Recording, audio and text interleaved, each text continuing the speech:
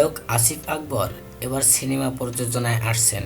তার প্রযোজিত প্রথম সিনেমার নায়ক হতে যাচ্ছেন খল চরিত্রের জনপ্রিয় অভিনেতা মিশা সওদাগর।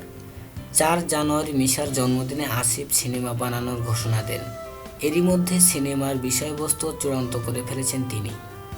প্রথম আলোকে গত বৃহস্পতিবার আসিফ জানালেন ছবি সম্পর্কে তার পরিকল্পনার কথা। ১৯৬৮ সালে এফডিসির নতুন মুখের সন্ধানে কার্যক্রমে নায়ক নির্বাচিত হন বাংলাদেশি সিনেমার খল চরিত্রের জনপ্রিয় অভিনেতা মিশা সওদাগর। এর ঠিক ৩ বছর পর ছটকু আহমেদ পরিচালিত চেতনা এবং পরবর্তী সময়ে আলমগীর কুমকুমের অমর সঙ্গী ছবিতেও নায়ক হিসেবে অভিনয় করেন মিশা। দীর্ঘ ২ যুগ পর আবারও বাংলা সিনেমায় এই খল চরিত্রের অভিনেতাকে নায়ক হিসেবে দেখতে পারবেন দর্শকেরা। সিনেমার সম্ভাব্য নাম বাপের দোয়া কি কম দামি। ২৩ বছর ধরে খল চরিত্রে অভিনয় করেছেন মিশা সওদাগর।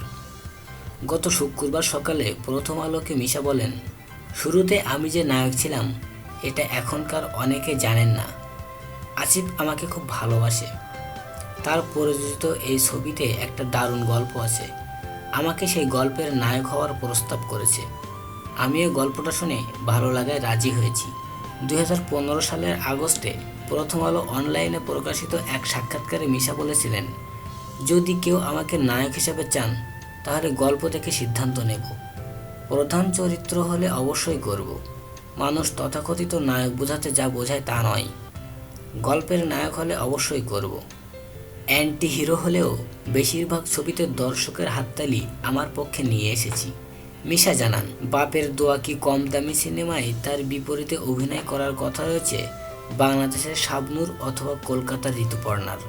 ফেব্রুয়ারি থেকে এই ছবির শুটিংয়ের জন্য সময় বরাদ্দ রেখেছেন বলেও জানান তিনি। আসিফ বলেন, সিনেমার চিত্রনাট্য তৈরি এবং চরিত্র বিন্যাস নিয়ে ভাবছি।